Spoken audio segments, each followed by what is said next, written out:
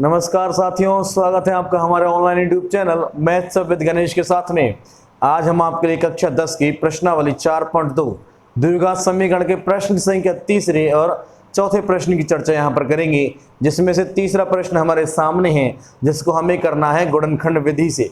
देख लीजिए एक बार इसको कि ऐसी दो संख्याओं का योग 27 हो। हमें ऐसी संख्या बतानी है जिनका योग 27 हो और गुणनफल 182 हो। तो ऐसी दो संख्या हमें ज्ञात करनी है। देखिए जिनका योगफल 27 होगा, मान लीजिए हम दो पर्सन हैं, अगर हम दोनों के पास में 27 रुपये हैं, तो मान लीजिए मेरे पास 10 रुपये हुआ तो दूसरे के पास 27 माइनस 10 हुआ। मेरे पास 5 हुआ तो दूसरे के पास 27 माइनस 5 हुआ। मेरे पास x हुआ तो दूसरे के पास 27 माइनस x हुआ। तो इसी प्रकार से मानेंगे एक संख्या x होगी तो दूसरी संख्या 27 माइनस x होगी। तो देखिए साथियों, यहाँ पर माना पहली संख्या हमने x मानते हैं और जो दूसरी संख्या मिलेगी वह दूसरी संख्या 27 माइनस x हमें प्राप्त हो जाती है। 27 माइनस x हमें प्राप्त हो जाती है। अब उसने कहा है, देखिए योग की जो हमसे बात कही गई थी 27 है, उसकी चर्चा हमने कर ली है। हमने समीकरण बनाने में उस योगफल की चर्चा कर ली है। अब बात करते हैं इसके गुणनफल की चर्चा की। देखिए ये दोनों संख्याओं का जो गुणनफल है, दोनों संख्याओं का गुणनफल हमको मिलता है 182। दोनों संख्याओं का गुणनफल हमें 182 प्राप्त होता है। दोनों संख्याओं को गुणनफल करते हैं। देखिए हमारे पास पहली संख्या है x और दूसरी है 27 माइनस x, और उनका जो गुणनफल है वो 182 प्राप्त होता है। तो x का अंदर गुणा करेंगे, x गुणा 27 करेंगे तो 27x माइनस x गुणा x करेंगे तो कितना मिलेगा, x स्क्वायर बराबर 182। देखिए सबका वहाँ पक्षांतरण कर देते हैं तो हमें क्या मिलेगा, हमें मिलता है यहाँ मिलेगा 0 बराबर 182, ये माइनस का 27 प्लस का माइनस का x स्क्वायर हो जाएगा प्लस का x स्क्वायर, और 27 जो प्लस का था वो हो जाएगा माइनस का 27। इसके बाद इनको क्रम से जमाते हैं तो x स्क्वायर सबसे बड़ी घात है, x स्क्वायर लिख दिया। उसके बाद देखिए ये जो अपना 27x है, इसके बाद इसकी बारी आती है माइनस के 27x, इसके बाद है प्लस का 182 बराबर है 0 के। यहाँ बिल्कुल क्रम से जमा हुआ है नंबर 1, नंबर 2 और नंबर 3। यहाँ पर फर्स्ट एंड थर्ड का हम करते हैं गुणा। यहाँ पर पहले में कोई अंक नहीं है तो 1 मानेंगे, 1 गुणा 182 तो हमें मिलता है 182 मिलता है गुणा पर। इसके बाद देखिए जो बीच में है वह है माइनस का 27, तो माइनस का 27 ये मिलता है जोड़ या घटा पर, ये मिलता है जोड़ या घटा पर। तो इसके बाद देखिए दो संख्याएं ढूंढनी है जिनका गुणा करें तो 182 आए और जोड़े या घटाएं तो 27 आए। ढूंढने के लिए गुणनखंड का सहारा लेते हैं, 182 का फैक्टर निकालते। देखिए 2 नाम 18, 2 एकम 2, 7 का लगाएंगे, 7 एकम 7, 7 तिया 21 और 13 एकम 13। देखिए 2 सत्ते 14, 14 प्लस 13 करते हैं तो हमको मिलेगा 27। तो हमारे यहाँ पर एक संख्या होगी 13 और एक संख्या होगी 14। तो 13 और 14 को लिख लेते हैं। इसके बाद देखिए यहाँ पर जो माइनस है, बड़े वाले पर माइनस चिन्ह लगाते हैं तो 14 आएगा माइनस का और 13 आएगा अपना। देखिए जोड़ने पर 27 आता है तो ये माइनस, तो ये भी कितना होगा अपना माइनस का ही होगा। जो हमारा बहुपद है वह x के पदों में है तो यहाँ दोनों पर x लगा दीजिए और बीच के स्थान पर 27 के स्थान पर इन दोनों को रिप्लेस कर देते हैं। अब देखिए x square minus 13x minus के 14x प्लस 182 बराबर कितना मिलता है अपने को, 0 प्राप्त होता है। तो देखिए यहाँ से x कॉमन लेते हैं तो x जब कॉमन आएगा तो यहाँ x 2 बार है, एक बार बाहर आ गया तो x माइनस x बाहर आएगा तो कितना मिलेगा 13 माइनस 14 कॉमन आता है, क्योंकि देखिए 14 जो है 2 सत्ते 14 इसके पहाड़े में है, अर्थात इसके गुणनखंड में है, और गुणनखंड में है जाहिर सी बात है इसका ये भाग बिल्कुल जाएगा 182 में। तो यहाँ बचेगा x माइनस प्लस माइनस 14 का भाग लगाएंगे, 14 कम 14, और देखिए यहाँ कितना बचेगा अपने पास, अपने पास मिलता है 2 या 4 यहाँ पर, और 14 × 42, तो x माइनस 13 प्राप्त होता है, बराबर मिलेगा अपने को 0। देखिए दोनों अपने जो कोष्टक है वो बिल्कुल समान मिल रहे हैं, तो इसका मतलब फैक्टर अपना बिल्कुल सही है। तो देखिए x माइनस 13 और बचा कौन, x माइनस 14। इसके बाद देखिए बराबर कितना मिलेगा अपने को, 0। अब ध्यान देंगे x माइनस 13 को बराबर लिखते हैं 0 के, और x माइनस 14 को लिखते हैं बराबर 0 के। तो x का मान देखिए अपने को मिलता है 13 और x का मान यहाँ मिलता है अपने को 14। देखिए हमारे पास x के 2 मान प्राप्त होते हैं, एक 13 और एक 14।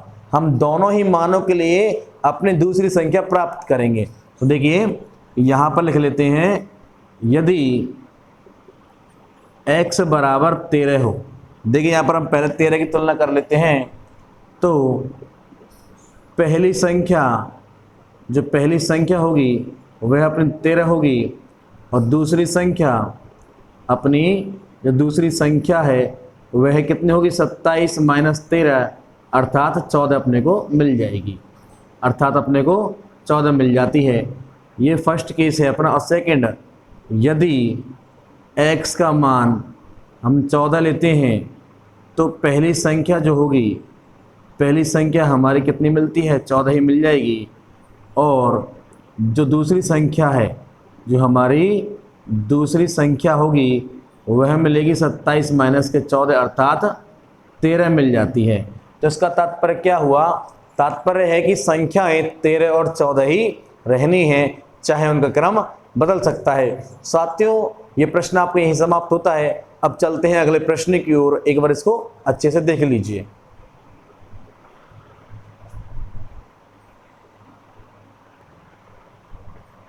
चलिए साथियों अब चलते हैं प्रश्न संख्या 4 की ओर। प्रश्न है कि 2 क्रमागत धनात्मक पूर्णांक ज्ञात कीजिए, 2 क्रमागत धनात्मक पूर्णांक ज्ञात कीजिए जिनके वर्गों का योग कितना हो, 365 हो। ध्यान रखना सबसे बड़ी बात है 2 क्रमागत, सबसे बड़ी बात क्रमागत होने चाहिए। जैसे एक होगा तो अगली होगी 2, एक होगी 3 तो अगली होगी 4, अर्थात +1 हो जाएगी।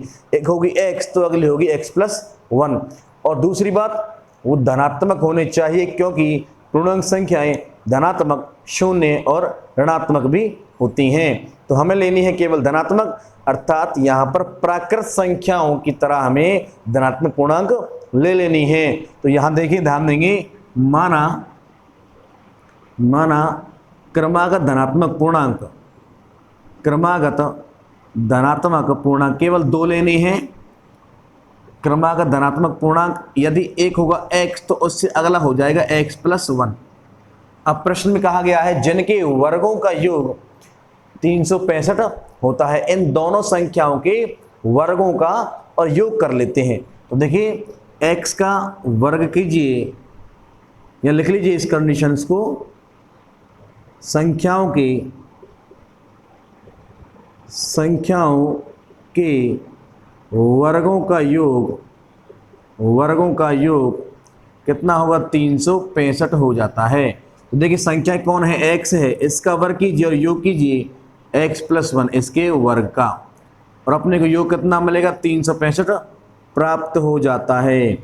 तो देखिए x² का x² प्लस यहाँ a+b का होल स्क्वायर वाला फॉर्मूला अपन लगाते हैं। तो देखिए a² plus b² plus 2 × a × b बराबर है अपना 365। इसके बाद देखिए x², 2x², इसके बाद 2 एकम 2 गुणा x करते हैं तो मिलता है प्लस का 2x, इसके बाद प्लस का 1 एकम 1, और 365 प्लस का है पक्षांतर के बाद आएगा 365 माइनस का, बराबर कितना मिलेगा अपने को, 0 प्राप्त होता है। इसके बाद देखिए यहाँ पर 2x² प्लस 2x, एक को यहाँ घटाएंगे तो माइनस का बढ़ा, इसलिए माइनस 365 में से ही गया तो मिलेगा 364, बराबर कितना आएगा, बराबर आएगी 0। इसके बाद देखिए सभी संख्या 2 से भाजित है, तो 2 का क्या लगाते हैं, 2 का लगाते हैं भाग, और 2 का भाग लगाने पर यहाँ से 2x हमारा, यहाँ से सभी संख्याओं में से 2 का भाग लगाते हैं। देखिए 2 का भाग लगाएंगे तो कट जाएगा, अपने को x² मिलेगा प्लस 2 कैंसिल होगा, मिलेगा x माइनस 2 का भाग लगाइए, 2 × 2 हासिल लगाए, 2 × 8 = 16 और 2 दूनी 4, तो 182 बराबर कितना मिलेगा अपने को 0। अब देखिए सारी संख्या क्रम से घटी हुई हैं 1, 2 और नंबर 3। अभी हमने 182 के किए थे, वहाँ पर हमने दो फैक्टर निकाले थे 13 और 14। यदि 14 में से 13 को घटा दें तो हमें 1 प्राप्त हो जाएगा और गुणनफल 182 ही मिलता है। क्योंकि बीच वाला प्लस का है तो हमें बड़ा वाली संख्या जो है वो प्लस रखनी है और छोटी संख्या को घटाने पर ही हमें 1 प्राप्त होगा। तो दूसरी संख्या हमारी डेफिनेटली माइनस की आएगी और यहाँ भी x लगाइए और यहाँ भी x लगा लीजिए। तो देखिए बीच वाली जो संख्या है हमारी x, उसको रिप्लेस करते हैं 14x माइनस 13x से। तो देखिए एक्स स्क्वायर, इसके बाद देखिए प्लस का 14x माइनस का 13x और माइनस का 182 बराबर 0। देखिए खाली बीच वाली संख्या को ही हमने यहाँ पर रिप्लेस किया है। इसके बाद देखिए यहाँ x और यहाँ x, तो x कॉमन आएगा, यहाँ बचेगा केवल एक बार x प्लस x बाहर आया तो यहाँ बचेगा 14 माइनस देखिए 13, यहाँ से कॉमन 13 आता है क्योंकि उसके फैक्टर में 2, 7 और 13 हमको प्राप्त हुआ था और 13 अगर बाहर है तो 2 सत्ते 14, तो अर्थात 13 का भाग लगा कर देख लीजिए फिर भी x माइनस माइनस क्या आएगा प्लस 13 कम 13 हासिल लगी 5, 13 चौक 52 बराबर मिलता है अपने को 0। दोनों कोष्टक समान हैं तो क्या मिलेगा x प्लस 14 और यहाँ देखिए x माइनस का 13 बराबर कितना मिलेगा अपने को 0। अब देखिए दोनों को रखते हैं बराबर 0 के, x प्लस 14 बराबर 0, x माइनस 13 बराबर 0। अब देखिए यहाँ पर x बराबर मिलता है माइनस का 14 और x बराबर मिलेगा प्लस का 13। यहाँ पर हमने धनात्मक पूर्णांक माने थे तो ऋणात्मक की आवश्यकता ही क्या है, इसलिए ऋणात्मक के आगे आपको एक छोटा सा क्रॉस बना देना है, जिसके लिए ये हमारा अवांछनीय है। वांछनीय हमारा क्या होगा, x बराबर 13 होगा।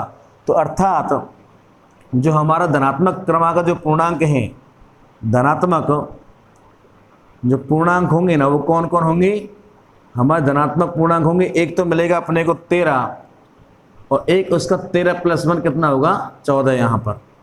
तो इस प्रकार से जो हमारी संख्याएं वो हमें मिल जाती हैं। तो साथियों आज के लिए सिर्फ इतना ही, मिलते हैं अगले 2 प्रश्नों को कल की वीडियो में कंप्लीट करवाते हुए। आप हमारे साथ इस तरह बने रहें। आपके लिए बहुत बहुत धन्यवाद। Thank you, keep supported.